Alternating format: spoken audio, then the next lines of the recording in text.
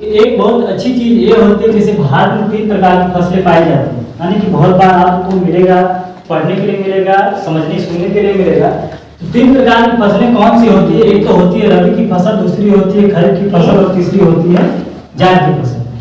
रबी की फसल में क्या होता है कि उसका मतलब गेहूं, जौ, मटर, चना, सरसों। कभी भी आपसे पूछ देता है कि एक रबी की फसल लिखिए, 2 रबी की फसल लिखिए, तो आपको जानकारी रहेगी, कभी आप लिख पाएंगे, अन्यथा नहीं लिख पाएंगे। ये समझना बहुत जरूरी। उदाहरण में क्या है? गेहूं, जौ, मटर, चना, सरसों आदि। ठीक है।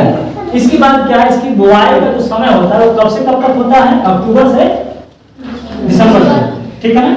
मतलब कभी भी आपसे कोई पूछे कि रबी की बुआई फसल कब से कब तक मानिए, तो आप क्या बताएंगे? अक्टूबर से दिसंबर। ठीक है बात। इसके बाद इसकी कटाई का जो समय होता है, एक कितना कब से कब तक चलता है? अप्रैल से जून तक चलता है। ठीक है।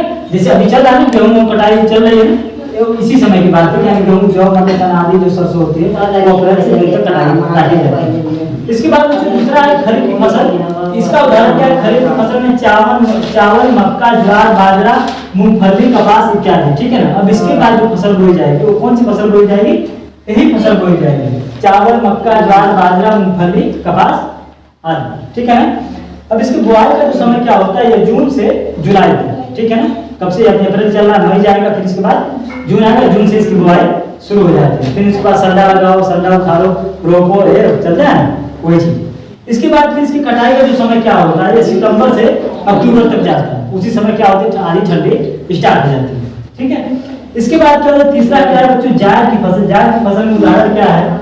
मौसमी फल होते हैं, सब्जियां इत्यादि चीजें होती हैं। ठीक है ना? अभी समय जो चल रहा है, अभी समय मतलब खीरे, खरबूजे आदि चीजें लगी जाएंगी ना, उसी को हम क्या कहते हैं? जायद की फसल कहते हैं। ठीक है ना? किसानों का आधा कारोबार